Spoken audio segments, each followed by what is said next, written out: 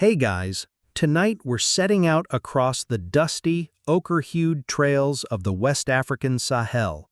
Picture this: dry wind whispering over your shoulders, the rhythmic creak of wooden wheels somewhere ahead, and a faint metallic glint on the horizon. Could be a mirage, or could be something a lot shinier. You're following one of the world's most legendary trade routes, where gold dust once blew across the road like glitter in a birthday card you can't quite clean up. You've joined a caravan moving slowly but surely through a land of sun-cracked earth and ancient secrets. Camels grunt softly as they plod past, draped in colorful fabrics and loaded with goods from places you've never heard of. A trader beside you hums a tune that's been passed down for so many generations that no one remembers who first sang it. The journey is long, hot, and strangely calming. Your feet crunch over the hard-packed trail, and the dust settles on your eyelashes like powdered cinnamon. If you're lucky, you'll get where you're going in a few weeks. If you're really lucky, you'll survive the return trip, too. But don't worry, you probably won't survive this, because you'll be fast asleep well before the second salt caravan rolls by. So before you get comfortable, take a moment to like the video and subscribe, but only if you genuinely enjoy what I do here. And hey, tell me where you're watching from and what time it is. I love hearing from you night owls and sleepyheads around the world. Now dim the lights, maybe turn on a fan for that soft background hum, and let's ease into tonight's journey together. You wipe the sweat from your brow, it dries instantly in the hot breeze, and lift your eyes toward the horizon. The land rolls gently here, just north of the lush forests and south of the true Sahara. It's a golden middle ground, not just in color, but in importance. For centuries, this quiet stretch was the spine of one of Africa's greatest empires. The Empire of Ghana. No, not that Ghana. Different place, different time. Medieval Ghana lay mostly in modern-day southeastern Mauritania and western Mali. But we'll sort out the name mess later. For now, your sandals crunch on a path walked by generations of gold traders, salt haulers, diplomats, poets, spies, and probably one or two over-caffeinated goats. All around you, there's motion, subtle, continuous, the rustle of palm mats tied over baskets, the dry flutter of robes in the wind. You pass groups of travelers with skin dusted white from the road, their water gourds sloshing rhythmically. Everyone's headed toward Kunbi Saleh, the empire's capital, a place that's more than just a city. It's the sun-drenched beating heart of trade, power, and, strangely enough, near total silence when the king enters the room. As you walk, a merchant sidles up beside you, balancing a stack of leather-bound bundles on his head. He asks, "Are you from the forest region?" You shake your head. "Too bad, their cola nuts are sweeter." He gives a dusty sigh and moves on.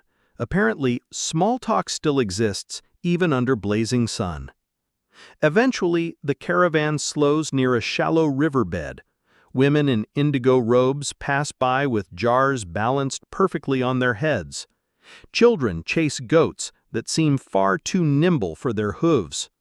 You rest in the shade of a lone acacia tree while someone tells a story, half truth, half song, about a king who swallowed a gold ring and never passed it.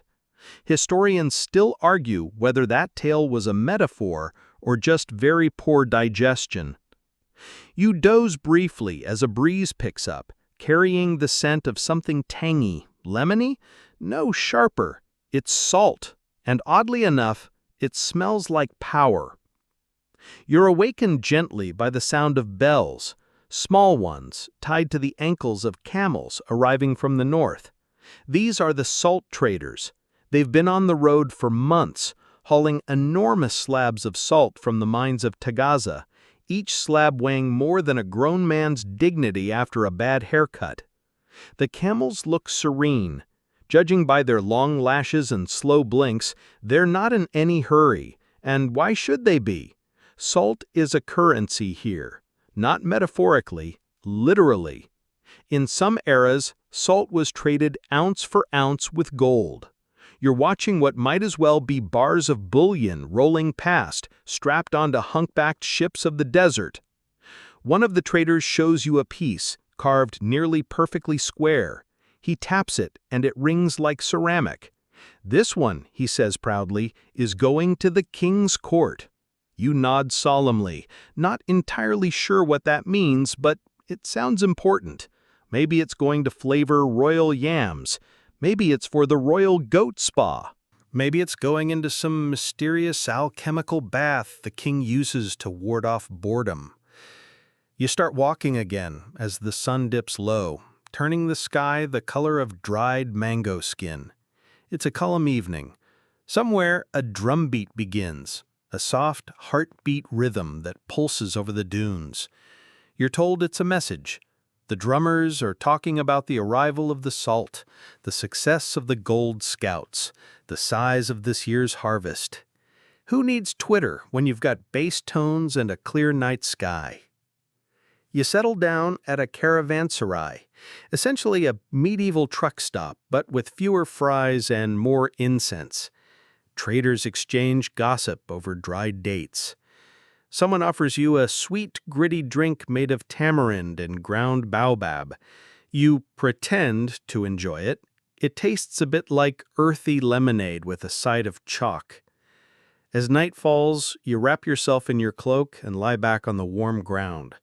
The stars above are clearer than they have any right to be. You think about all the people who've walked this same path, people whose names you'll never know, whose stories survive only in oral histories, scattered coins, and, if you're lucky, half-sensible bedtime YouTube scripts. The empire you're entering grew rich, not just from gold, but for the fact that everyone wanted to pass through it. It sat on the best trade routes like a cat in a sunny window, doing not much, but somehow owning everything. And you? You're just here for the ride.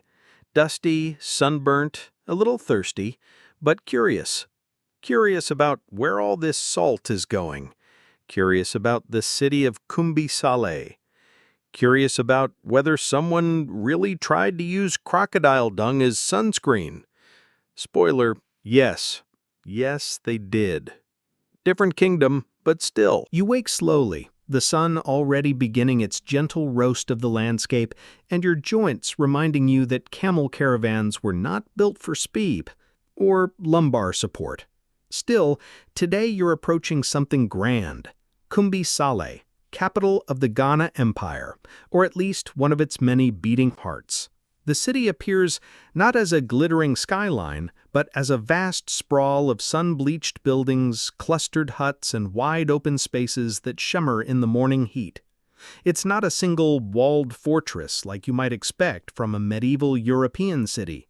Instead, Kumbi Saleh is more like two cities in one, a double soul baked into the sand. You first pass through the bustling merchant town, a living mosaic of colors, textures, and voices. It's the more international side of the capital, where North African traders set up camp alongside locals and itinerant scholars. There are narrow alleys where the air is thick with the scent of hot millet cakes and fried locusts, stalls offering everything from ivory combs to glass beads, and thick-framed courtyards filled with the sound of haggling, laughter, and one extremely persistent rooster. Even this early, the city hums. You see a young man carefully polishing a brass astrolabe, probably imported from Andalusia. Nearby, a woman swats flies away from a pyramid of dried fish, her eyes sharp as she locks onto a customer, pretending not to notice the posted prices. Then, beyond a long, dusty stretch lined with date palms, you approach the royal city. This is the second Kumbi, quieter, more structured, and deeply ceremonial. It's where the king resides with his court, his guards, his judges, his gold, and at least one tame leopard that does not look amused. You're not allowed in all the way, of course, very few are, but you get close enough to feel its gravity. The architecture here is sturdier, larger buildings made of stone and mud brick, with narrow slits for windows and intricately carved doors. You pass what you're told is the audience hall, where disputes are settled and alliances brokered. It's quiet today. Even the wind seems to hush as it brushes the walls.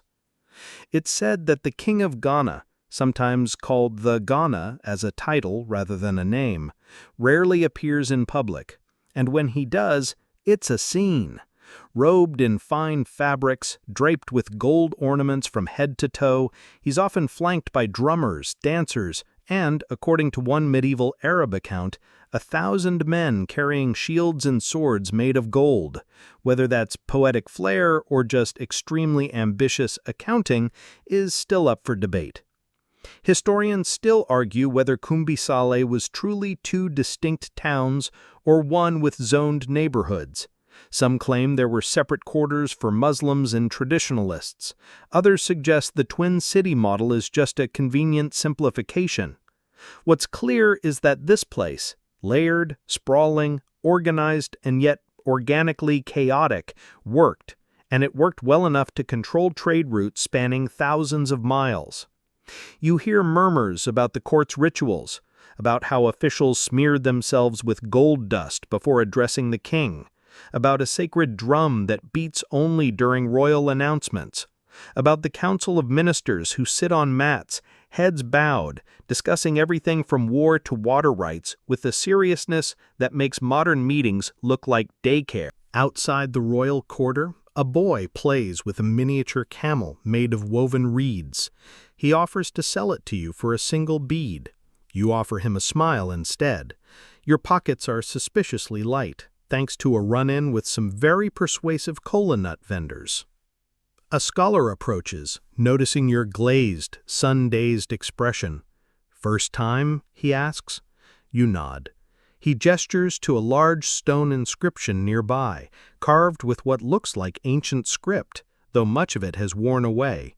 "It's not about the city," he says quietly. "It's about what passed through it. The city is just the hand. The river is the trade." You nod thoughtfully, then almost trip over a sleepy goat. It snorts at you, unimpressed. Not your most regal moment. You sit down at the edge of a plaza, where shade pools under a woven awning. A merchant fans himself lazily nearby and tells you how gold used to be so common here that people dusted it into their hair for festivals. He may be exaggerating, or not. This is a land where gold was so abundant that its export was tightly controlled by the royal court. Large gold nuggets? Those stayed with the king. The rest, gold dust, flakes, and the occasional sneaky lump, could be traded, sort of like having a monopoly on solid chocolate bars, but letting the public keep the cocoa powder. A griot begins to sing in the corner of the square, her voice low and winding, like a story told by a stream. You don't understand the words, but the cadence is soothing. The song tells of a past king who listened to frogs to make weather predictions. Apparently, he was weirdly accurate. Historians still debate whether this was observational science or just amphibian-powered optimism. You think about how strange this all feels, and yet how grounded. No towering castles, no marble monuments, just earth, cloth, voices, and value. This empire didn't need pomp to be powerful.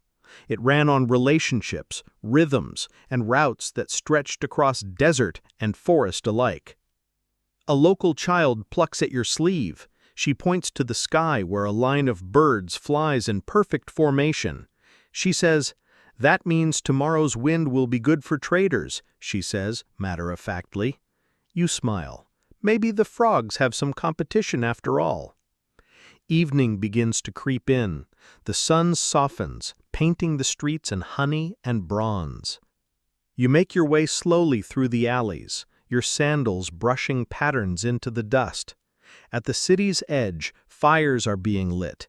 Tea is being poured, and drums begin their sleepy pulse once more. You find a quiet spot near a wall etched with faded symbols. You lie back, gazing up at a sky now ribboned with twilight clouds, and wonder what it means to sit in a city that was once the anchor of a continent-wide network. A place not built on conquest, but on passage, on what came and went. A city that understood the quiet power of holding space without always needing to shout. And here you are, just a guest, welcomed not with gold, but with stories. By dawn, the scent of warm millet porridge drifts across the courtyard, mingling with the earthy scent of sun-dried mud bricks and the smoky breath of last night's cooking fires. You stretch beneath your woven blanket, your muscles already aching slightly from the unforgiving guest mat, but in a good way, the kind of ache that says, you walked through history yesterday. Today, you're trailing a different thread in the tapestry of the Ghana Empire, its trade arteries. These ancient routes are less about conquest and more about connection, quiet lifelines pulsing across sand and savanna, forest and floodplain, and what they carried, well, that's where things get glittery. You leave the city behind again, drawn toward the soft shimmer of the gold fields near the region known as Bambuk. This isn't a single sparkly mine like something from a fantasy film, no dwarves with pickaxes, but rather a region where gold seems to seep from the earth like it can't quite be bothered to stay buried. Here, the gold isn't dug up in gleaming nuggets by helmeted miners. It's panned from riverbeds, sifted through woven trays by villagers standing knee-deep in muddy water, chatting lazily about goats, weddings, and which spirit might have stolen Auntie's cooking spoon again. It's not glamorous, but it works, and it worked for centuries. You squat beside one such riverbank and watch as two women sift through the silt. One of them flicks a tiny flake off her finger, barely larger than a breadcrumb. "This," she says with a grin, "is worth more than your shoes." You believe her. Your sandals are currently being held together by prayer and old rope. Historians still argue whether the Ghana Empire directly controlled the gold fields or simply taxed them with great enthusiasm. Either way, they profited massively. Merchants heading north with gold had to pay tribute to the empire, and then again at the other end of their journey. It was less one tax to rule them all, and more a toll booth every few miles. Frustrating for traders, but brilliant for the royal coffers. You trail the path the gold took, eastward toward trading posts, then north into desert cities like Outagast, where it eventually made its way to North Africa, the Mediterranean, and beyond. It might have ended up in a Venetian ring, or perhaps melted into a coin stamped with the face of a caliph. All starting here, in quiet rivulets and small muddy palms. And if gold is the flash, salt is the backbone. You can't eat gold, you can't season stew with it, but try living without salt for a week and you'll see who the real MVP is. You head northward, following the trail to the salt mines of Tagaza. No forests here, just a blinding, blanched expanse. It's a ghost town carved into salt, quite literally. Walls made of salt slabs. Roofs, salt too, reinforced with camel hides and optimism. It's said the workers here spend months at a time chipping blocks from the ground, stacking them into caravans, then walking them south under sun and stars.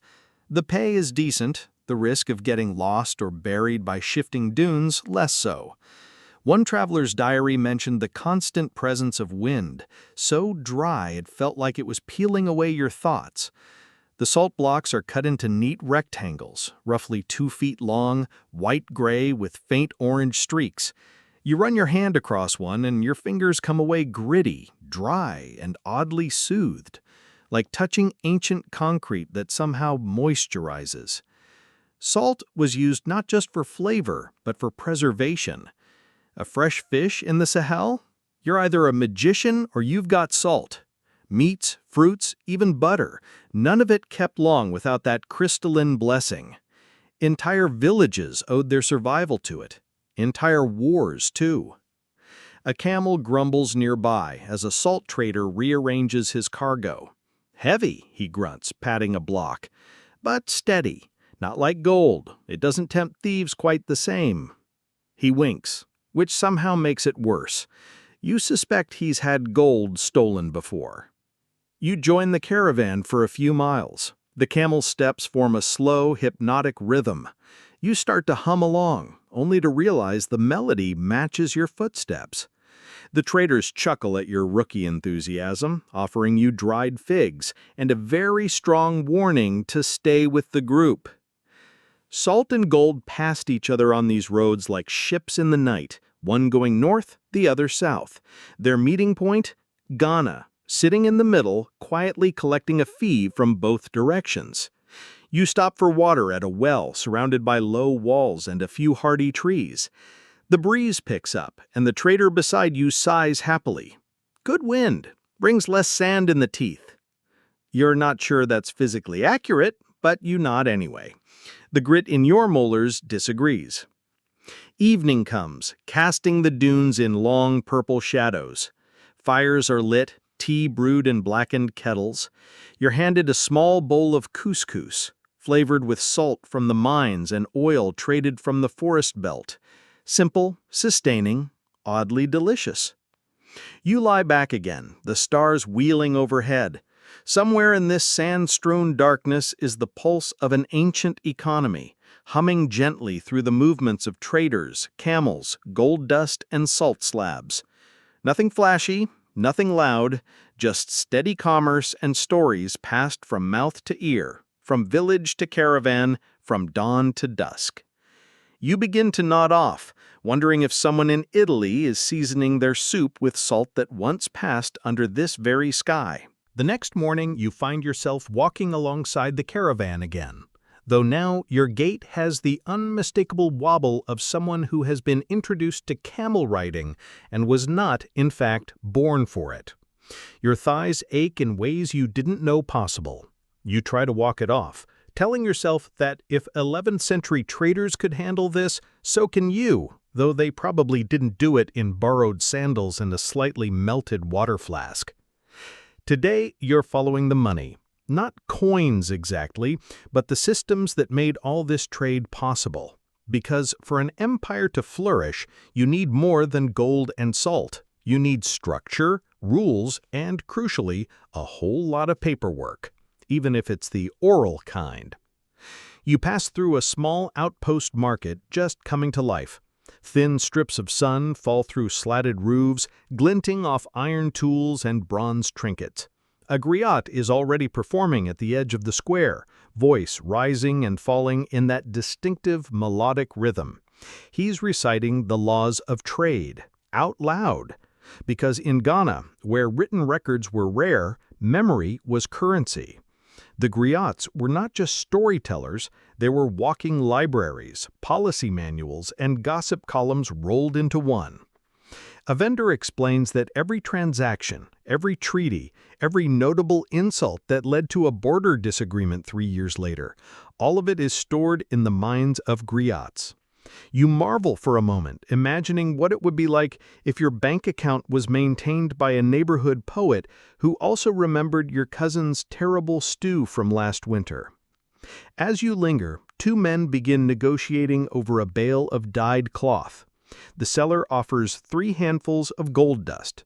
The buyer squints, then calls for the scales.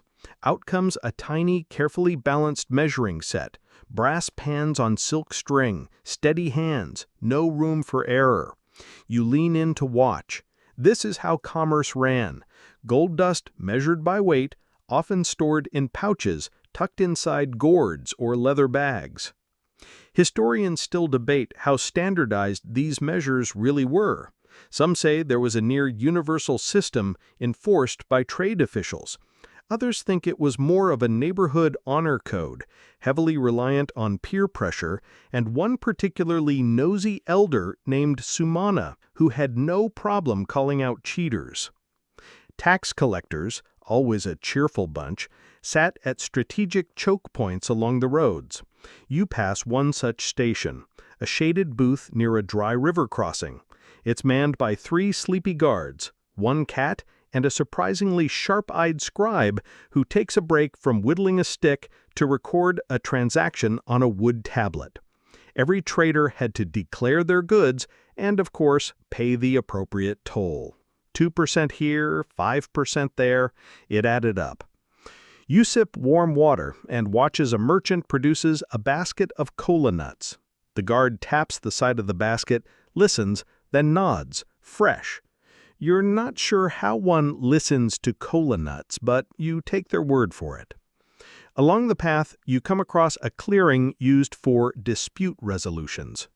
There's a ring of stones in the sand, smooth and sun-bleached. It's said that traders would gather here to settle disagreements, with the help of an official mediator, of course. No swordplay, just long discussions, heavy sighs, and possibly a staring contest or two.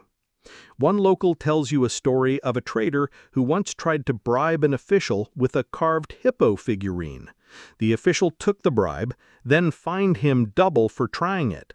Justice, as ever, came with a side of irony. Later, you visit the outskirts of a village where several families run dyeing operations. Cloth is soaked in vats made from fermented leaves and ash, hung to dry on branches, and folded neatly into tight stacks.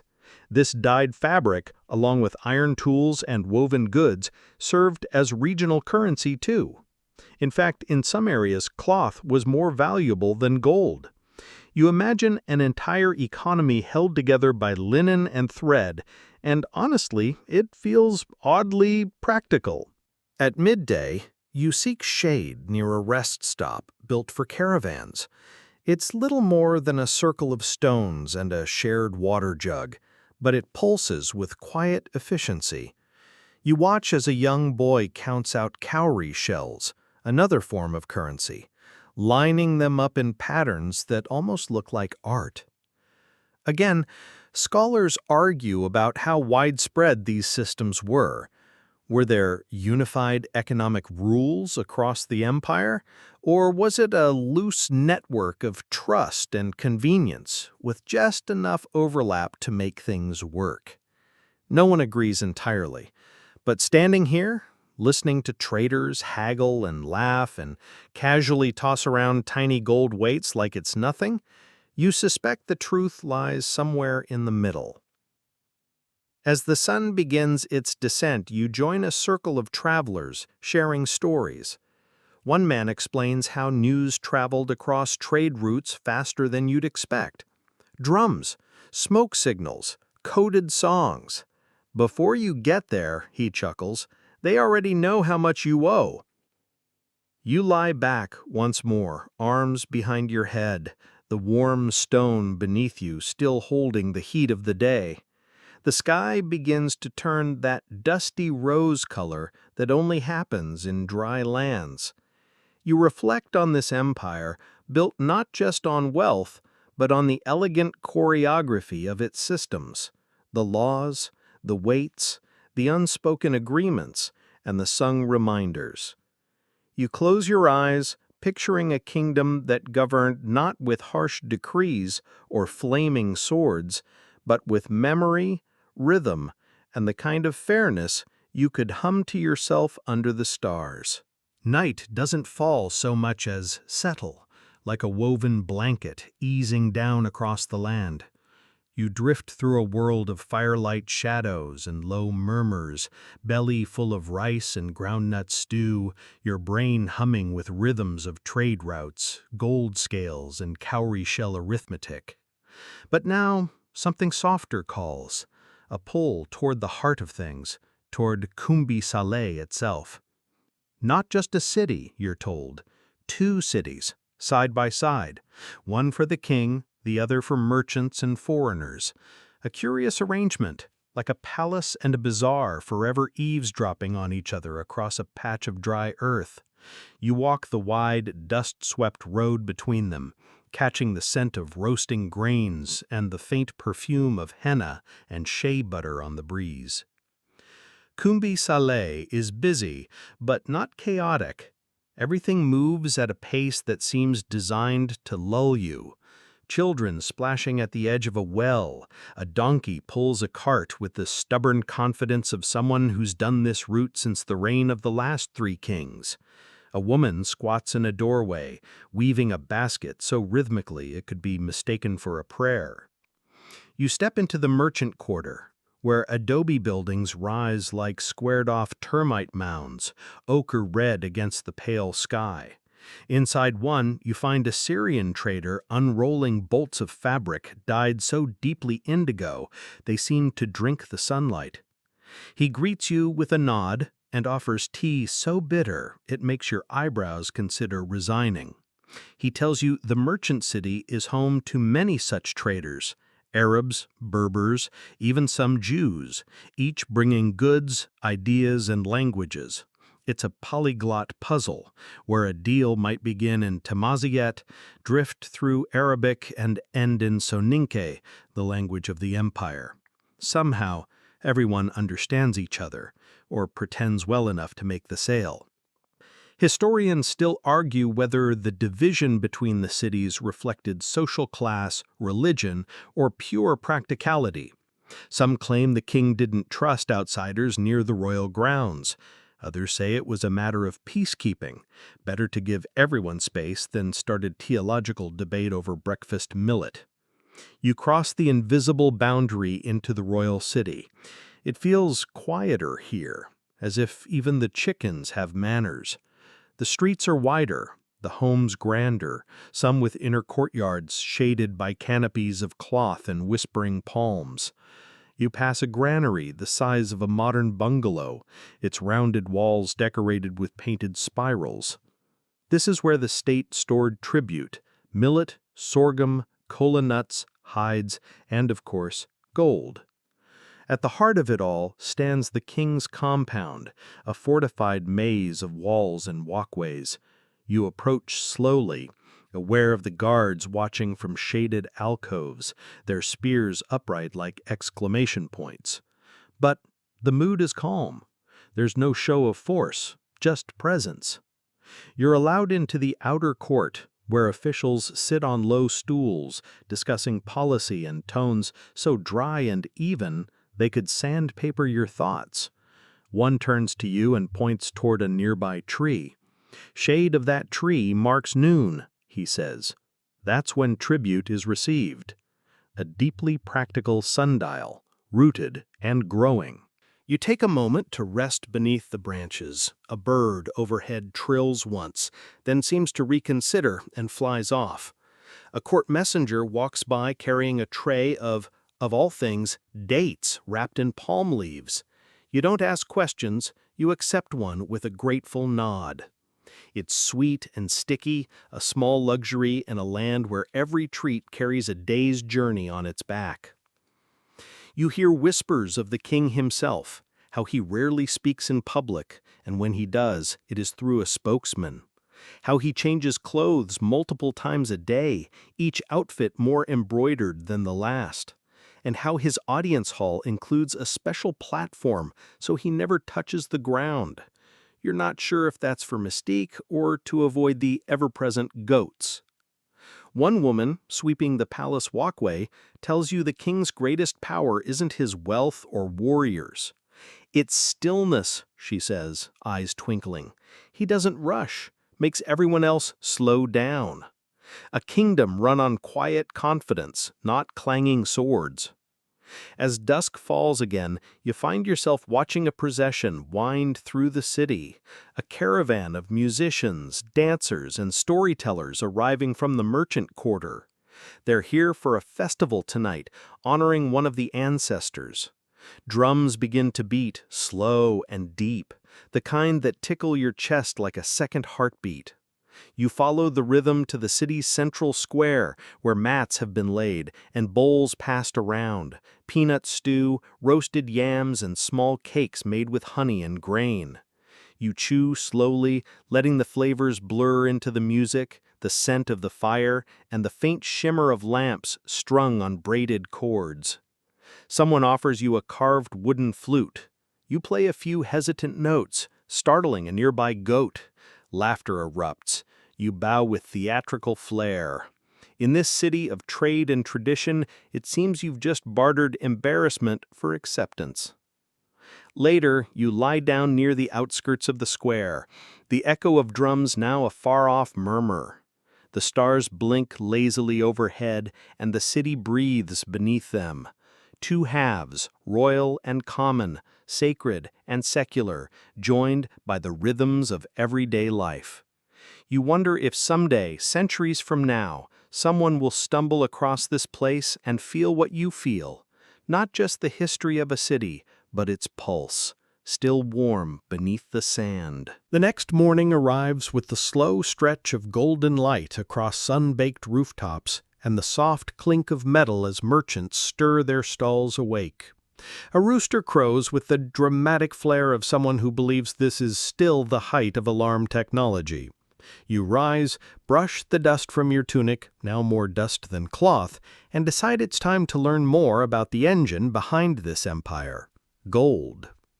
Not the kind that sits in polished chests or glimmers in crowns. Now, today you're chasing the raw stuff, the flakes, the dust, the nuggets dug from the belly of the earth, miles away from Kumbisale. You've heard whispers of a village called Bambouk, nestled to the south, where the ground is said to shimmer if the sun hits it just right. So you join a caravan heading in that direction, moving slowly along narrow paths carved by centuries of sandals and hoofs. The air is thicker here, and the greenery grows a little bolder, scrappy shrubs poking through dry soil, determined trees tilting toward clouds that rarely arrive. As you go, a trader riding beside you taps his walking stick on the ground and says, "Gold comes from there, but power stays here." You nod like you understand, though you mostly just admire his ability to ride a donkey without looking uncomfortable. By mid-morning, you reach a clearing where miners have set up simple shelters, woven reed roofs, wooden tools, and pits in the earth that look like inverted termite mounds. Men, women, and children sift through the soil with practiced hands. They pour reddish mud into wide pans, rinse it in shallow streams, and swirl it gently. Gold dust settles like lazy glitter at the bottom. It's mesmerizing. You crouch beside a boy, maybe 10 years old, who's elbow deep in mud, singing under his breath. He shows you his pan where maybe half a gram of gold glows in the morning sun. He beams. This is for the chief and for the spirits. Because here, mining isn't just labor, it's ritual. Offerings are made before each dig. Prayers are whispered to the ancestors. Some even carry amulets woven from cloth and teeth, protection from what lies beneath the earth. Historians still argue whether these rituals served more practical functions, morale boosters, safety practices cloaked in belief, or if the miners genuinely feared offending unseen forces. Either way, the customs endure. Nearby, an elder woman shows you a tool used to separate heavier silt from finer dust, a flat paddle carved from wood, smoothed by decades of work. "This belonged to my grandmother," she says, then smacks it gently against her thigh. A small cloud of red dirt puffs out, and she laughs, still holds a grudge. You notice how the miners organize their finds. Each family stores gold in different ways, some in leather pouches, others in hollowed-out gourds sealed with beeswax. A few tuck their gold behind earthen bricks in their homes. You begin to understand why the empire didn't mint coins. Why carry stamped metal when you could portion dust by the pinch, like expensive saffron? One miner confides that smugglers used to braid gold into their hair or embed it in their walking staffs. Traders, he explains, would sometimes dust their hands with gold before negotiations, just enough to shimmer, not enough to offer. A form of glittering intimidation. And yet, Ghana's kings famously kept tight control over gold. All large nuggets belonged to the crown. Only dust could be traded privately. It was a way to manage value and power. By hoarding the big stuff, the kings maintained the illusion and reality of unmatched wealth. You picture the royal storerooms back in Kumbisale, chests of untouched nuggets lying in quiet piles, guarded by soft-spoken men with sharp eyes. Still, even here in the village there is reverence. Children play with clay models of gold pans. One girl wraps a pebble in cloth and pretends it's tribute for the king. "You have to bow 3 times," she instructs her playmate, who immediately trips over a goat. The sun reaches its peak. A group of workers break for a communal meal: millet cakes, dried fish, tamarind stew. And you're invited to join. The conversation turns to news from the road. A merchant caravan was delayed by heavy rain near the Philemi River. A griot got into an argument with a camel. You're not sure who won. One man claims he saw a nugget as big as a yam. His friend rolls his eyes. Your stories are heavier than your gold. After lunch, you walk with a miner who offers to show you an old pit, now abandoned. "Cursed," he says cheerfully. "Too many bees." You peer inside and immediately understand. It buzzes faintly, a gentle warning. Bees and miners, both loyal to gold, both willing to sting. As the day cools, miners begin washing themselves in the nearby stream. Dust and fatigue swirl away in the current. You sit by the bank, watching flakes of gold catch the light and drift downstream. It's beautiful, fleeting, like wealth itself. Somewhere nearby, a boy calls out in song, mimicking the griots. "Gold from the earth, salt from the gods, dust on the tongue, power in the nod." It's oddly poetic, maybe even true. And as night returns, you lie on a woven mat under a sky stitched with stars. The village quiets, the stream babbles, and you wonder how many fortunes have begun right here, with a swirl of red mud and a whisper to the ancestors. Morning arrives on a whisper. A gentle breeze brushes across your face, carrying the scent of damp earth, smoke from last night's fires, and something faintly sweet, perhaps tamarind, perhaps the memory of it. You stir from your mat, your muscles slightly stiff from the long walk to the mines, and the rhythmic dream of swirling gold still lingers in your chest. Today, your path winds north again, but not back to the royal city. Instead, you're drawn to the other half of Ghana's wealth: salt. Less glamorous than gold, maybe, but no less precious. In fact, salt was so valuable here that it was traded ounce for ounce with gold, and sometimes hoarded like treasure. Your next destination is Tagaza, a strange and distant place where the ground crunches underfoot not with sand, but with slabs of white.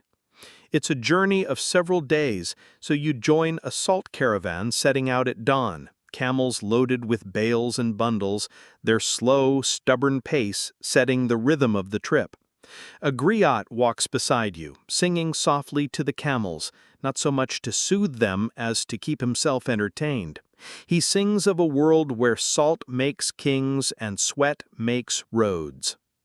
As you trudge alongside, you realize this is no ordinary road. This is one of the ancient trans-Saharan trade routes, arteries of commerce that beat across the desert, carrying goods, stories, and dust from one kingdom to another. It's not just Ghana's salt you're walking toward, it's its diplomacy, its muscle, and its breath. You pass long stretches of nothingness, dun-colored dunes, cracked clay flats, and the occasional wind-warped tree that seems to lean in just to gossip. Time begins to smear. The sun overhead is both clock and judge. Waterskins are passed around reverently. You learn the rhythm of rest stops, the subtle signs that a camel is about to sit down, and the quiet curse of someone who steps in a surprise pile of fermented dates. Eventually, the landscape turns from beige to white. At first, you think it's a mirage. Then your feet crunch and you realize this is Tagaza, the salt mining settlement, carved not into earth, but salt itself. The buildings are made of slabs of the stuff, thick, gleaming, slightly translucent walls that sparkle under the midday sun.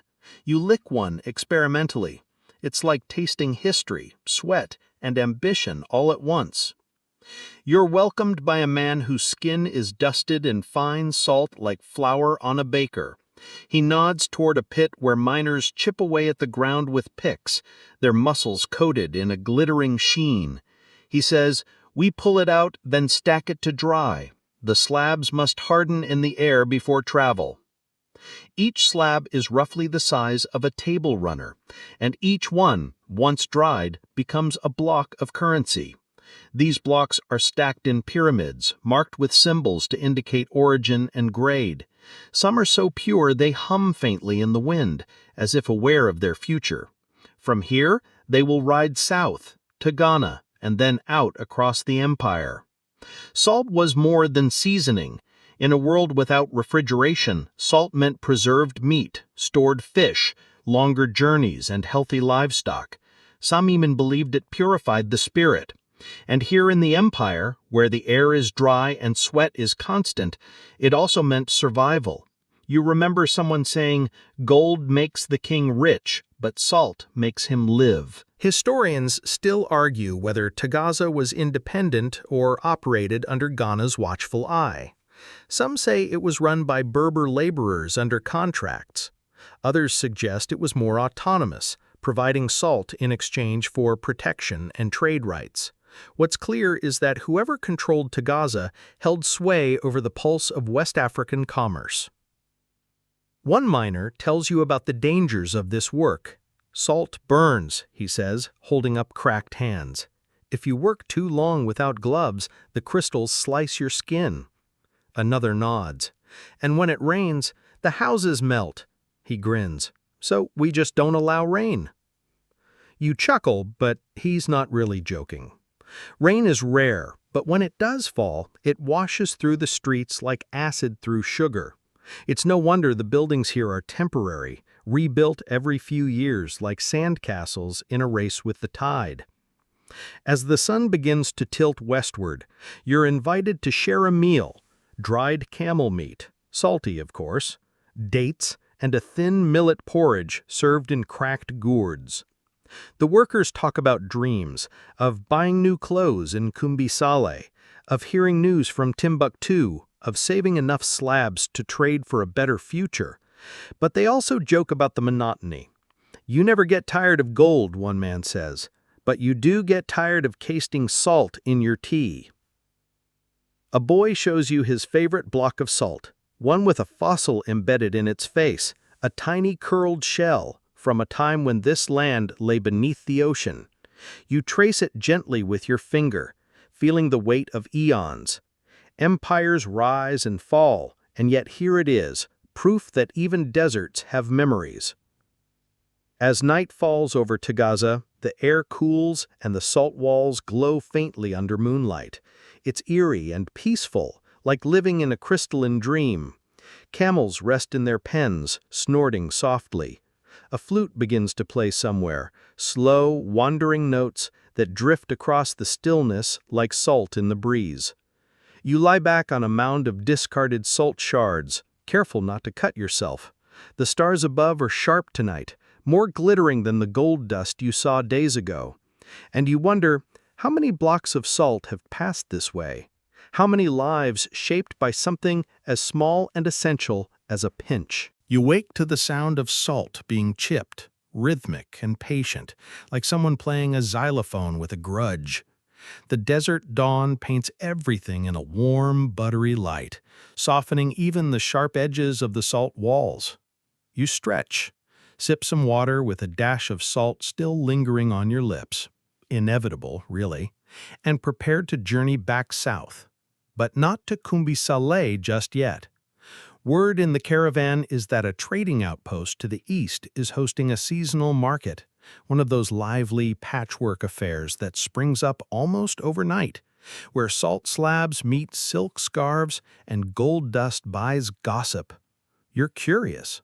Besides, your sandals need repair, and your sense of direction could use some recalibration after all the shimmering heat. You travel with a group of traders who've perfected the art of grumbling. They complained about the wind, the camels, the price of millet, and the last griot they hired who wouldn't stop rhyming during mealtime. But they know the land. They tell you where the old wells are buried, which dunes shift during sandstorms, and which stars to trust when the ground disappears. By the third evening, you arrive at the market, a colorful sprawl near the edge of the Sahel, buzzing with life. It's less of a town and more of a festival that forgot to pack up. Tents ripple in the breeze, fires crackle, and the scent of roasted goat and spiced groundnuts pulls you forward like a fish on a line. You drift through the market in a happy haze. Traders from the north, south, east, and even across the desert fill the space with chatter and cheer.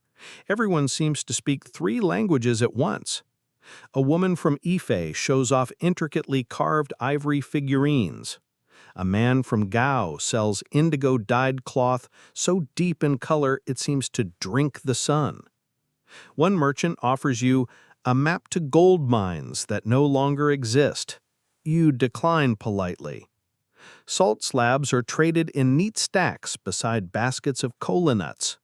Gold dust is measured in wooden spoons, and sometimes in hollow bird bones, light, discreet, and just tricky enough to make negotiation interesting. One clever merchant uses his beard as a distraction technique. He twirls it furiously when haggling, giving the impression he's calculating something deep and unknowable. You come across a booth selling scrolls, some in Arabic, others in local scripts. One scroll, written in beautiful calligraphy, is titled, "On the Virtue of Waiting Before Speaking." You consider buying it for a friend back home who never stops talking, but you don't want to start a feud that lasts several dynasties. Children dart through the alleys with baskets, pretending to trade their trinkets for imaginary camels. A group of musicians, one on a balafon, another on a kora, fills the evening air with drifting melodies that make you feel like you're underwater in the best way. You spot an elderly man selling medicinal herbs, dried baobab bark, mysterious powders, and something labeled lion sneeze. You don't ask. As you move through the crowd, you notice that this market isn't just about commerce, it's about culture. Stories are traded as eagerly as spices. A group of women from the Wolof region share riddles in a sing-song cadence, and an elder from Kanem Nagazargamu tells a tale about a crocodile who ran for king and lost only because he couldn't climb stairs. And amid all this is the delicate choreography of trade. Bargains are made not in loud shouts but quiet murmurs. Traders sit on woven mats, tap their fingers, raise eyebrows, and occasionally blink very slowly to indicate dissatisfaction. It's the kind of negotiation where no one moves quickly, and yet everything somehow gets done. Historians still debate how formal these markets were. Some say they operated on strict guild systems and codes of conduct. Others believe it was more of a social contract, fluid, flexible, built on relationships rather than ledgers. Likely it was both, an adaptable, thriving organism built on trust and the knowledge that reputations traveled faster than camels. At one stall, you meet a trader who sells nothing but mirrors, tiny, polished discs framed in wood or shell. You ask who buys mirrors in a desert. He shrugs. Sometimes you want to see yourself before you argue with someone. That's oddly wise. You buy one. Evening deepens. Torches are lit. Drums begin in the distance, not frantic, not celebratory, just steady enough to stir your feet and your thoughts. You find a quiet patch near the edge of the market and sit beside a young scribe who's sketching the layout of stalls with charcoal on goat skin. To remember what it looked like, she explains, so next year we can find the goat guy faster. You glance toward the stars just now piercing the veil of twilight. The constellations look oddly familiar. One of your companions insists one cluster is shaped like a camel sneezing, but you're not so sure. You lie back, your head resting on your folded robe, and watch as the market glows with firelight and gentle laughter. The sound of commerce continues late into the night. Soft clinks of metal, the rustle of cloth, low voices discussing future ventures. It's a lullaby of ambition and community, of distant lands converging into one dusty square. You let the rhythm of it settle into your chest and close your eyes. Somewhere nearby, someone offers a prayer. Somewhere else, someone tells a joke that gets lost in the wind, but you catch the laughter, and that's enough. The morning smells like fried millet cakes and warm dust. You blink against the rising sun and the lingering scent of last night's lantern oil. The market is quieter now, exhaling slowly after a night of wheeling, dealing, and communal dreaming. Traders stretch, sweep their stalls, and boil water for tea, while camels snort and rearrange their spines with all the dramatic sighs of a seasoned traveler. You sip a sweet, smoky brew laced with ginger and begin the walk southward again, not toward Kumbisale just yet, but toward one of Ghana's lesser-known but vital towns, Audagost. If Kumbisale is the empire's glittering capital, Audagost is its humble but hard-working cousin, a quieter crossroads where northern Berber traders, southern Soninke merchants, and a carousel of middlemen met with the efficiency of a desert postal system. The route is dotted with tiny way stations, each a welcome reprieve for your aching feet and sun-prickled skin. You pass baobab trees twisted like old dancers mid-spin, and scrubby bushes that somehow manage to grow in sand that could fry an egg by noon. Your guide, a Tuareg boy no older than 12, wears indigo robes and speaks with the kind of dry confidence usually reserved for weathered librarians or successful beekeepers. "Don't pet the goats," he advises. "They bite." After several days, you reach the outskirts of Audagost. It doesn't shimmer like gold towns do. Instead, it rises from the landscape with the steady quiet of something that has nothing to prove. Square homes of mud brick and pale stone, narrow alleyways shaded by cloth canopies, and rows of date palms whispering to each other. What Audagost lacks in dazzle, it makes up for in order. Here, trade feels more bureaucratic. Ledgers are kept. Measurements are standardized. There's a local official, barefoot, beetle-browed, who ensures that every transaction is recorded on dyed parchment or clay tablets. He doesn't smile much, but he does accept bribes in the form of sweet bread. You watch as a caravan arrives from the north, their camels burdened with copper, salt, and scrolls. Immediately, scribes scurry forward to note the inventory. Weights are compared using carved stones, and the smell of ink and dust mixes into a perfume that only accountants would find intoxicating. One fascinating little detail: Audagost's currency quirks. While gold dust is the universal medium, Audagost also dabbled in cowrie shells, dyed cloth strips, and even dried fish scales on rare occasions. Probably not accepted at every booth, but hey, money is just trust in disguise. The town is also famous, or at least locally infamous, for its food. Spicy, hearty, and always slightly burnt. You try something called tang nala, a stew made of dried okra, ground locust beans, and smoked goat belly. It's surprisingly good, though the aftertaste haunts you like a grudge. "That's the tradition," says your host, smiling. "If it doesn't linger, it didn't love you." As the day unfolds, you visit Audagost's modest market square. It lacks the wild energy of the traveling bazaar you just left, but the deals here feel more permanent, grounded. You see iron tools from the Noke lands, bundles of dried hibiscus, talismans carved from bone, and small carved lions meant to guard your tent or amuse your children. Maybe both. In one stall, you overhear a debate about the future of trade routes. "The gold will move east," one man predicts. "Shanghai will rise, you'll see." The others scoff, sipping sour milk and slapping flies. You jot it down in your mental notebook anyway. Could be useful at a quiz night centuries later. Historians still argue whether Audagost was ever officially part of the Ghana Empire or just a heavily relied upon neighbor. Some evidence suggests it was independent, but paid tribute for protection.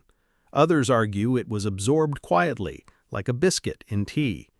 Either way, it functioned as a pulse point, slower than Kumbi Saleh, but steady, dependable, and vital. One of the more curious characters you meet here is a blind gold wearer. He sits in a shaded alcove with scales so sensitive they can measure a bee's sneeze.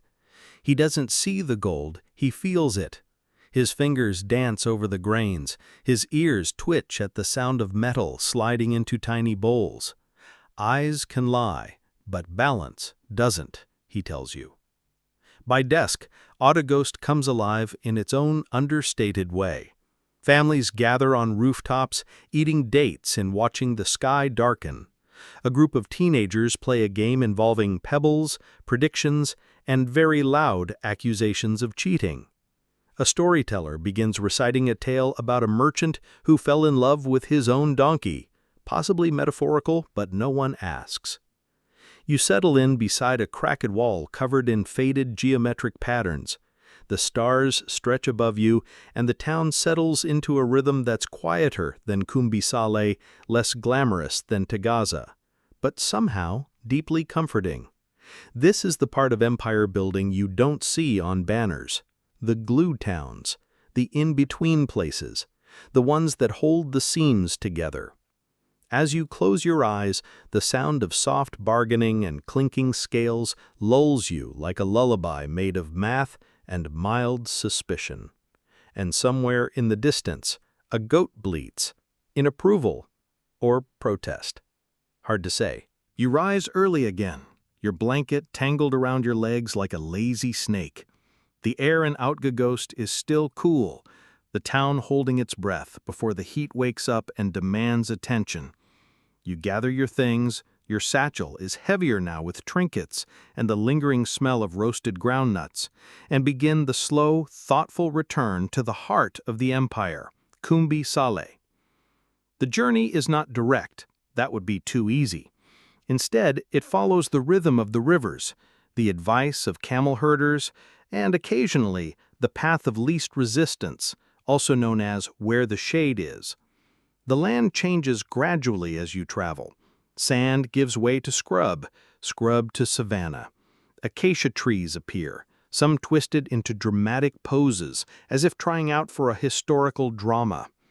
By the fourth day, you reach the outskirts of Kumbi Saleh, and for a moment it doesn't look like a city at all, just a mirage, pale buildings blurring in the heat, shapes shifting like they're unsure whether they're real or just unusually rectangular clouds. But as you step closer, the vision sharpens into reality. Mud brick buildings, some 2 stories tall, cluster along the edge of a low ridge. Merchants, messengers, and milling animals stir the air into a lazy hum. Kumbi Saleh, capital of ancient Ghana, isn't a single city. It's more like conjoined twins with their own personalities. One side houses the king and his court, thick with protocol, rituals, and velvet-toned gossip. The other, just a bit down the road, teems with traders, scholars, travelers, and the kind of entrepreneurial types who try to sell you sand in the desert. Literally. You make your way into the trading sector first. It smells of spices, leather, ink, and ambition. Everyone is negotiating. A woman is selling dyed wool beside a man offering fortune-telling services via chicken bones. A pair of young boys argue over whether a specific rock is magic or just shiny. They eventually agree it's both. In one quiet courtyard, you spot a group of scholars debating the proper ratio of salt to gold in long-distance trades. One has brought a camel skull as a visual aid. No one questions this. Another scholar quotes a line from a poem written in the empire's court language, a blend of local dialects and imported Arabic, a linguistic stew simmered over centuries. As you pass through the crowd, someone hands you a dried date wrapped in a leaf. It's sweet, chewy, and leaves a bit of grit in your teeth. You make a note to find water soon, or possibly a dentist. Eventually, you approach the royal side of the city, a place of ceremony, color, and carefully guarded entrances. The king, known to the Soninke as the Ghana, a title, not a name, rules with a calm, gold-dusted authority. You don't meet him directly, of course. That requires years of networking, the right clothes, and perhaps a goat offering with good posture. But you do see his palace, a fortress-like complex, surrounded by towering mud walls trimmed with wooden spikes that resemble toothpicks designed by someone with a flair for drama. The royal court is known for its pageantry. Processions of officials wearing robes embroidered with gold thread, servants carrying ostrich feathers, and advisors who wear expressions so serious they could curdle milk. There's a rumor that the king's favorite advisor once silenced an entire room just by raising one eyebrow. Historians still argue whether this was a sign of wisdom or simply a forehead cramp. Outside the palace walls, royal scribes and messengers bustle like ants after a rainstorm. Clay tablets are carried in bundles, edicts are proclaimed in sing-song tones. You even spot a royal drummer whose job is to translate important messages into rhythmic beats that echo across the city. It's practical and surprisingly catchy.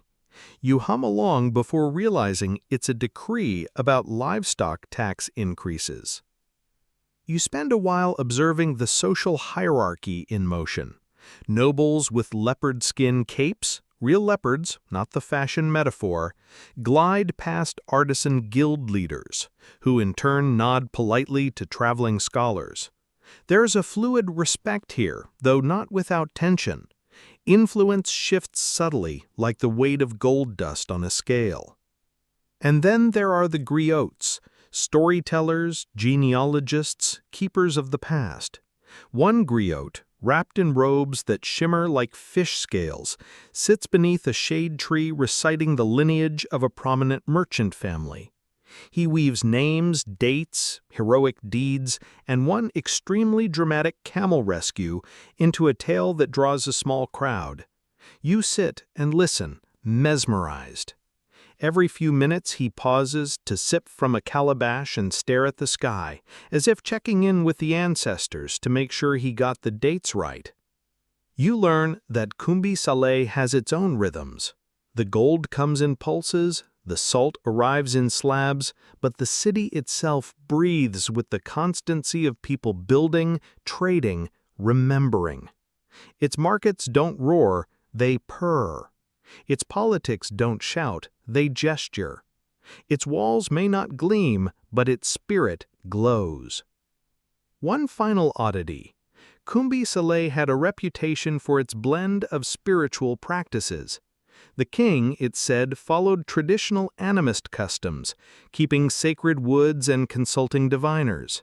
Yet Muslim traders and scholars thrived here too, with at least a dozen mosques dotting the city's edges. This delicate coexistence, sometimes awkward, sometimes elegant, allowed the city to flourish without tearing at its seams. As the evening deepens, you find a quiet perch on a low wall. The sky above Kumbi Saleh stretches violet, tinged with gold, like a silk robe tossed over the day. Torches flicker, someone plays a flute, the scent of incense curls through the air like a lazy cat. You rest your head against your satchel.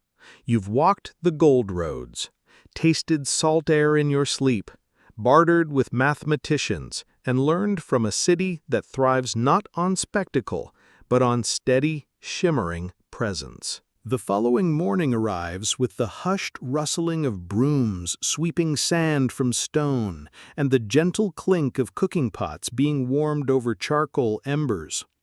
Kumbi Saleh, even in its grandeur, wakes with the practiced calm of a place that knows it has nothing to prove before noon. You decide today is for observing more than wandering.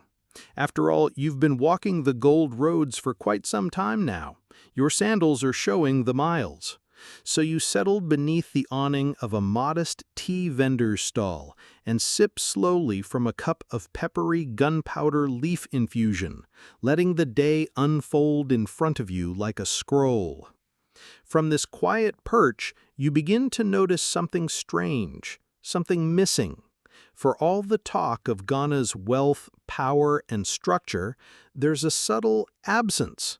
No gold coins, not a single jangling purse, no glint of minted currency exchanging hands. Here, the economy breathes without coinage, a system so reliant on trust, ritual, and gold dust that you'd think a banker from Florence might faint on sight. Gold in ancient Ghana isn't money in the way you know it. It's treasure, tribute, and trade medium, but not minted into coins.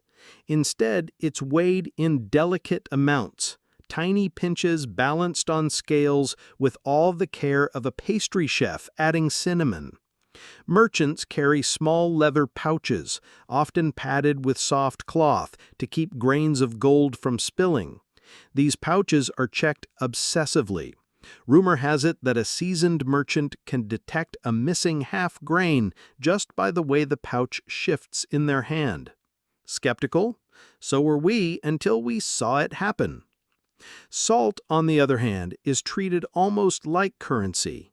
Carried in hefty slabs, sometimes 2 feet long and shaped like mini surfboards, it's stacked, sliced, and traded for everything from cloth to copper to labor. It's not uncommon to see a caravan leader pull up to a stall, toss down a salt slab, and walk away with tools, spices, and a little bow from the vendor. One curious moment, you witness 2 merchants bartering over the price of a donkey. The buyer offers 2 goats, a fist-sized gourd of gold dust, and an apology for the goat's temper. The seller counters by requesting an additional satchel of salt. A young apprentice records the final deal by etching into a clay tablet. You wonder if the donkey is aware of its value, or if it's too busy chewing on someone's laundry line. Historians still argue whether this system developed purely from necessity or from a deep cultural philosophy, one that rejected centralized currency in favor of decentralized, locally negotiated trust. There are no banks as you'd recognize them, but there are trusted weighers, middlemen, and elder negotiators who know the relative value of honey, hides, and hot gossip. You learn of one legendary trade facilitator named Mama Daba, who reportedly never carried scales. She'd simply eyeball a pile of gold dust and declare, "That's enough for 3 sacks of kola nuts and a compliment." Her judgments were so accurate that she became a folk hero, referenced in merchant songs and parental lectures.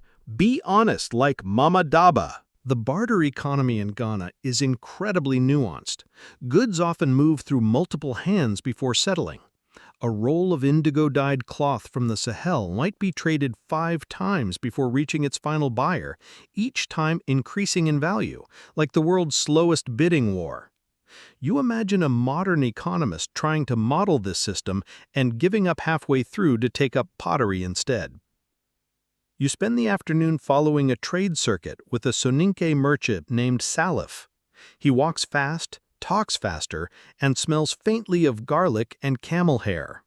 His route includes stops at a dye house, a salt shed, a leather curing pit, you regret that one, and a gold weighing station run by 3 older women with hands as steady as stone. At each stop, Salif greets the vendors with a series of formal compliments, some poetic, some humorous, all slightly exaggerated. "Your salt glows brighter than a full moon on clean sand." The response? "And your shoes still cling to your feet despite your wandering spirit." It's more than nicety, it's negotiation theater, and everyone knows their lines. The weigh station is especially fascinating. The gold is poured from pouches onto a small, shallow dish. Weights are added, stones, carved iron bits, even a polished snail shell for smaller measurements. One woman adjusts the balance with the precision of a surgeon. The transaction ends with a quick nod, a whisper you don't catch, and the gold vanishing into a hidden compartment beneath her robe. By sundown, Salif has traded away every item in his bundle, including somehow the rope that was holding his bundle together. "Success," he says proudly, holding a new sack full of salt, incense, and a pair of woven sandals he absolutely didn't need. That night, as you drift back through Kumbi Saleh's winding streets, you reflect on the quiet brilliance of a civilization that could run a vast economy on trust, texture, and tiny grains of metal. There are no gold coins to jingle, no grand temples to banking, no portraits of rulers on shiny discs. Just scales, stories, and the kind of cultural math that values balance over bragging rights. As you reach your sleeping mat, you hear someone nearby softly reciting numbers, likely a merchant rehearsing tomorrow's deals. His voice blends into the night's cricket song, and you fall asleep wondering how many grains of gold it would take to buy a dream. You wake slowly to the warmth of the morning sun, filtering in through slats in the wall like golden stripes. The air smells faintly of wood smoke, dust, and breakfast being cooked somewhere nearby, likely millet porridge and honey. You stretch, blink, and remember that today you're not following merchants or scholars or salt slabs. Today, you're diving into the heart of the empire's unsung brilliance, its administration. Yes, you heard that right. Paperwork, policy, and the quiet mechanics of rule. It's not flashy, but it's the bedrock of Ghana's power. And oddly enough, it's deeply calming, like watching someone organize a messy desk with gentle, determined precision. Now, ancient Ghana didn't leave behind reams of bureaucratic scrolls or dramatic legal decrees carved in stone, but through Arab chroniclers, oral tradition, and some very patient archaeologists, we piece together the structure behind the spectacle. You stroll through Kumbi Saleh with this in mind, pausing outside a government compound where the scent of ink and parchment curls through the air like a scholarly perfume. Inside, officials work under open-air shelters. They sit on woven mats, with styluses in hand, writing on leather scrolls or slabs of wood coated in ash paste. These records track taxes, trade agreements, marriage contracts, and legal rulings. It's not chaotic, it's rhythmic, a sort of administrative heartbeat that keeps the empire breathing. You meet an elder scribe named Baidu. His robe is faded, his eyes are sharp, and his hands move like they're whispering secrets to the page. He tells you about the system of tribute that fuels the empire, how vassal kings and regional chiefs pay in gold, livestock, textiles, or labor. Some bring baskets of kola nuts. Others send young scribes to be trained in the capital's service. Everyone pays in what they have, Baidu says, but the king always gets what he needs. That's part of Ghana's pliant genius. It doesn't enforce uniformity. It allows regions to breathe in their own rhythms, as long as the tribute keeps flowing. In return, they get protection, trade access, and just enough royal meddling to keep things orderly. Think federal system, minus the memos and with significantly more drums. One fringe theory, circulated mostly by modern scholars with a flair for drama, suggests that Ghana's administrative strength came from its silence. The king rarely issued public statements. Most proclamations were delivered through intermediaries, often in the form of parables or poetic metaphors. One royal decree apparently boiled down to, "The lion need not roar to be feared." Historians still debate whether this reflected policy or was just a polite way of saying, "Mind your own business." Your next stop is the judiciary area, a shaded courtyard where disputes are settled beneath the gaze of community elders. There's no courtroom in the Western sense, just mats, witnesses, and a drum to announce the verdict. A land dispute is being discussed when you arrive. Two families arguing over where one farmer's goats wandered and whether the goats were lured by unnaturally delicious millet. A respected judge, with a beard so long it needs its own bench, listens carefully.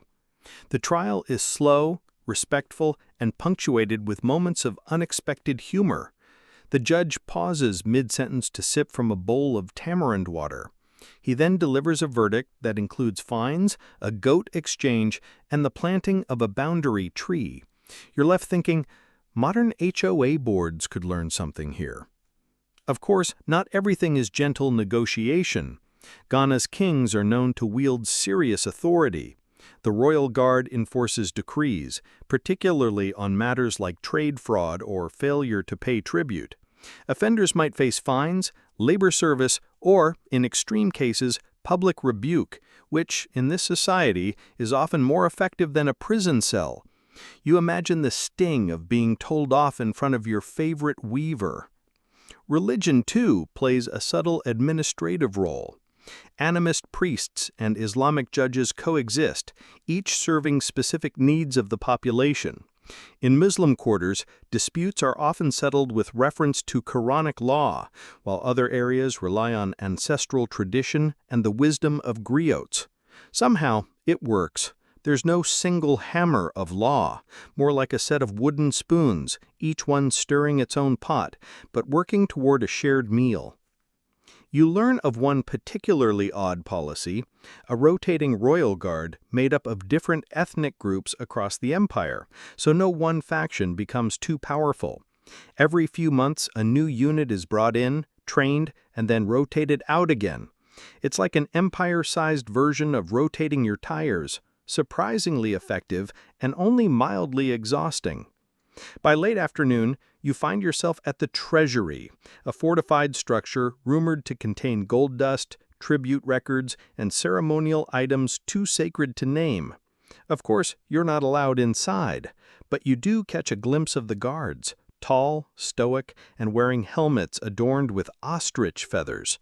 One carries a spear tipped in what looks like copper. Another carries a fan. You're not sure which is more threatening. As the sun begins to lean westward, you sit again with Beidou, who shows you a record of a peace treaty between rival chieftains. It's written in elegant script, its phrasing lyrical, its intentions clear. The treaty is sealed not with a signature, but with the thumbprints of the leaders pressed into clay.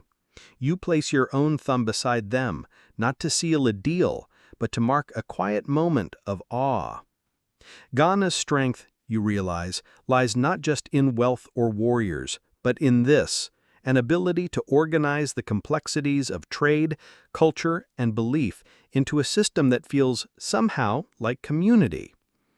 You return to your lodging in the calm dusk, your thoughts lingering on ledgers, thumbprints, and the quiet certainty of a civilization that ruled not with noise, but with nuance. You wake earlier than usual, before the merchants unroll their awnings and before the city's sounds fully bloom. Kumbi Saleh lies in a velvet hush, broken only by the soft brushing of wind against sandstone walls and the occasional yawn of a stretching goat. It feels like a perfect day to seek out something more elusive, the pulse of everyday life, the domestic world behind the gold and salt. You've wandered the courts of kings, followed camel caravans, and chatted with scribes. But now, you turn down a narrow alley where chickens outnumber people, and the sense of wood ash, shea butter, and something gently frying in oil hint at the secrets of home life in ancient Ghana. A woman named Sira greets you at a courtyard gate. She's dressed in layers of indigo-dyed cotton, arms dusted with flour, and eyes sparkling with the kind of humor that suggests she knows 5 jokes she's not going to tell you just yet. She waves you in with a wooden spoon. This is where it happens, the part no chronicles bothered to record. Morning chores hum like a song. Someone grinds millet in a tall mortar, her rhythm steady and soothing. Children haul water from a nearby well, splashing more than they carry. And the family's oldest grandmother hums something tuneless but lovely while slicing dried okra. Meals here are communal and seasonal. Breakfast is soft porridge with honey or fermented milk. Lunch? That depends. Today, it's a thick stew of baobab leaves and crushed peanuts, served with fufu so fluffy it might levitate. The clay hearths are shared, and meals are eaten with fingers, right hand only, thank you very much, with a practiced elegance that turns scooping into art. As you sit and try not to disgrace yourself with too much slurping, Sira laughs and hands you a calabash bowl of tamarind juice. You sip and nearly pucker your soul inside out. She assures you, you'll get used to it, maybe. The courtyard is the beating heart of the home, open to the sky, surrounded by rooms made of sun-dried bricks. These rooms are cool even in midday, designed with airflow in mind. Beds are low, mats are woven, and possessions are few but purposeful. A wooden comb, a tin of palm oil, a small mirror framed in cowrie shells. Each item tells a story, and none are wasted. Historians still argue whether these compound homes were matrilineal or patrilineal in structure. Some evidence suggests inheritance passed through the mother's line, while others believed it varied by region and clan. What's certain is that women like Sira wield quiet power here, not just in kitchens, but in markets, medicine, and spiritual life. Speaking of medicine, the family healer arrives just as your stomach begins to protest your third helping of stew. She's an older woman named Caudy, wearing a belt of pouches filled with herbs, dried bark, and mysterious powders. She checks on a neighbor's cough with the confidence of someone who's cured more people than most modern clinics. Her toolkit includes crushed kola nut, charcoal, neem leaves, and oddly enough, powdered termite mound. You nod respectfully and decide not to ask about that one. You learn that wellness here is more than herbs. It's tied to balance. Hot and cold foods, sun and shadow, sweat and rest. Illness is often seen as a disruption in harmony. Treatment, then, is a kind of restoration, not just cure. And yes, there's spiritual healing too. Spirits get offended easily, it seems. If you lose your sandals too many times in a row, maybe it's not just clumsiness. It could be a sign. Later in the day, Sira invites you to help prepare for a small ceremony, a naming ritual for her niece's newborn daughter. The whole courtyard becomes a workshop. Neighbors drift in, some offering advice, others just sniffing pots. The baby, still too small to notice all the fuss, sleeps in a cradle carved from a single gourd, decorated with henna and tiny shells. The naming will happen tomorrow at sunrise, but the preparations are just as important.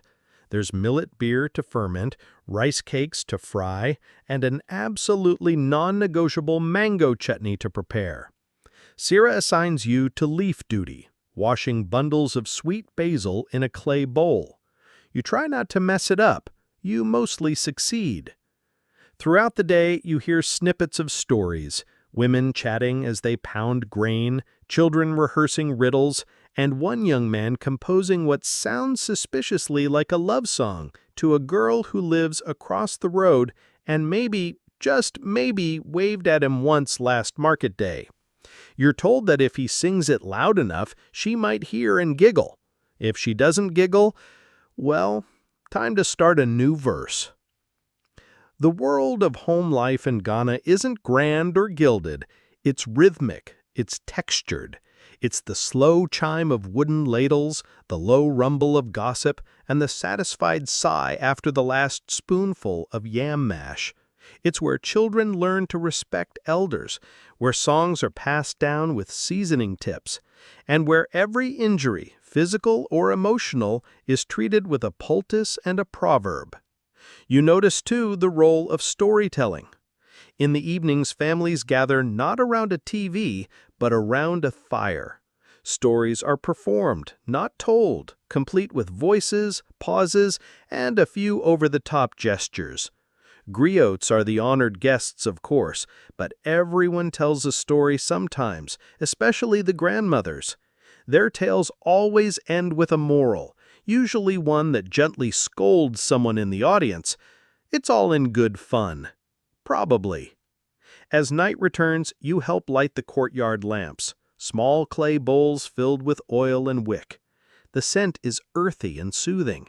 Somewhere, a neighbor's flute drifts into the air like a lullaby. The baby in the cradle stirs, hiccups, and settles again. You lie back on a woven mat, hands behind your head, watching the stars blink to life. In the quiet simplicity of this household, you realize something profound. Empires may be built on gold and salt, but they are sustained, softly, steadily, by rice cakes, laughter, and basil washed by moonlight. You're back on the move again, your sandals tracing lazy spirals through the reddish dust that settles over everything in the dry season. Today's path leads you far from the walls of Kumbisala, toward the outer reaches of the empire, those quiet borderlands where Ghana's influence thins but never quite disappears. There's something beautifully liminal about these places. You feel it in the cooler air, the different dialects, the unfamiliar silhouettes of local shrines. It's a bit like drifting toward the edge of a dream, still in it, but the colors are changing. You're heading to a town called Oudagost. Or rather, you're heading to what used to be Oudagost, because depending on which century you're imagining, this place either buzzes with traders or fades quietly into the dust. Located near the edge of the Sahara, it once served as a major node in Ghana's network of satellite cities, a key player in the northward trade of gold, ivory, and ideas. You arrive just as the sun tilts to one side, turning everything the color of old parchment. The walls of the town are lower than Kumbi's, but no less sturdy. Here, Berber merchants mix with Soninka settlers, and the market sounds carry the musical lilt of a dozen languages. Trade here feels less like conquest and more like slow diffusion. Goods drift across the borderlands the way light filters through woven fabric, gently, persistently, with just enough shimmer to keep you watching. A woman sells dyed cloth stamped with geometric symbols you don't recognize. A man lays out tiny copper bells shaped like birds. You pause in front of a stand where a child is arranging slabs of dried salt with a solemnity usually reserved for chess. In these outer regions, the empire's presence is less about kings and more about customs.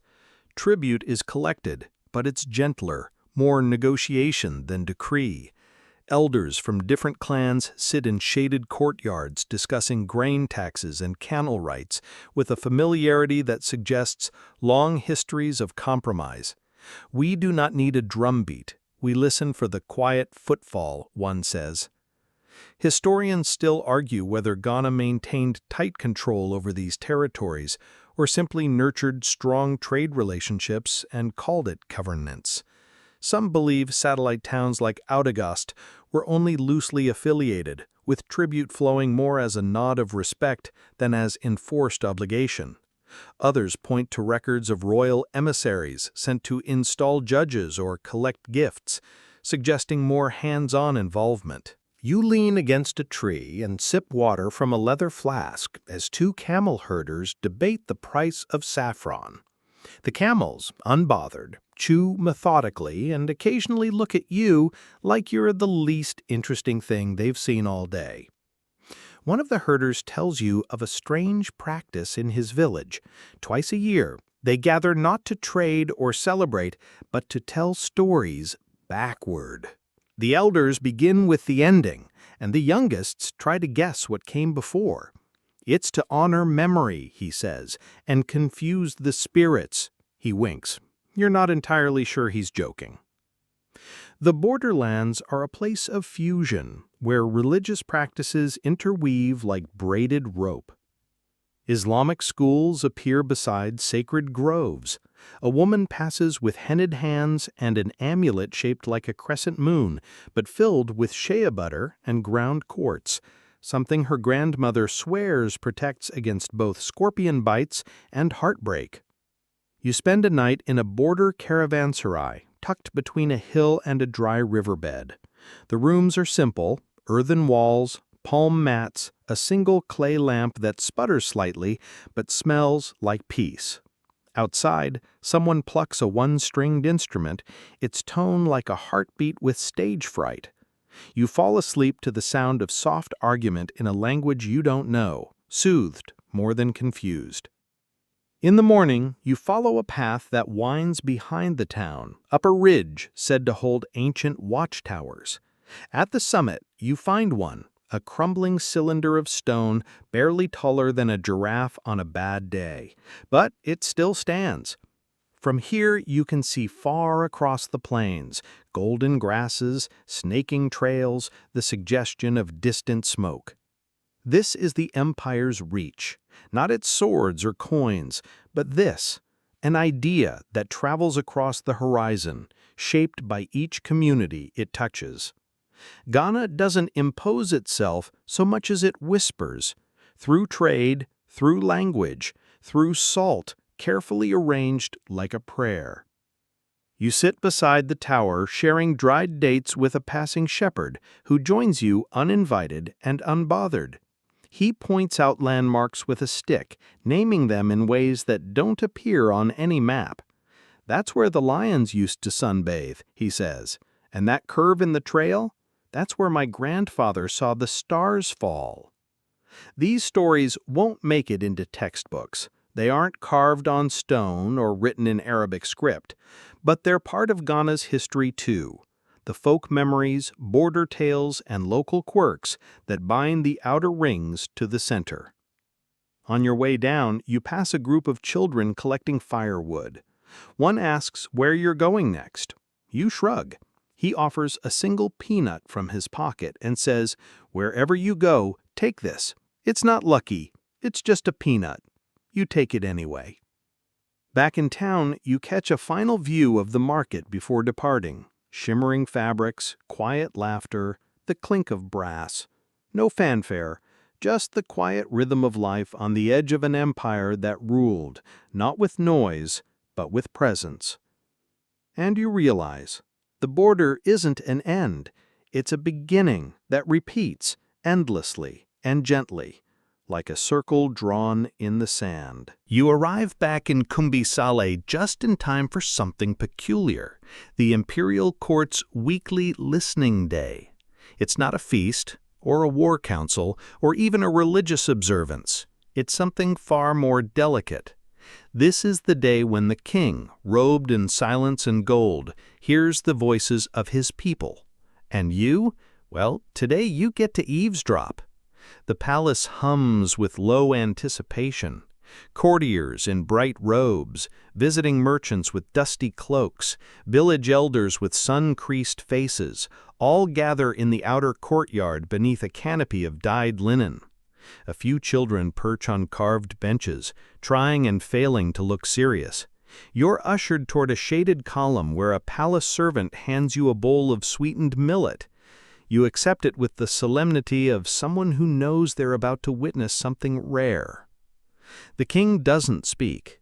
He sits on a low platform draped in fine textiles, golden ornaments at his ankles and wrists, a parasol held aloft by an attendant who's trying very hard not to fidget. When he does move, a slight tilt of the head, a hand raised just so. It's like watching a breeze ripple through a field. Everything follows that motion. One by one, petitioners step forward. A farmer complains that his neighbor keeps borrowing goats without asking.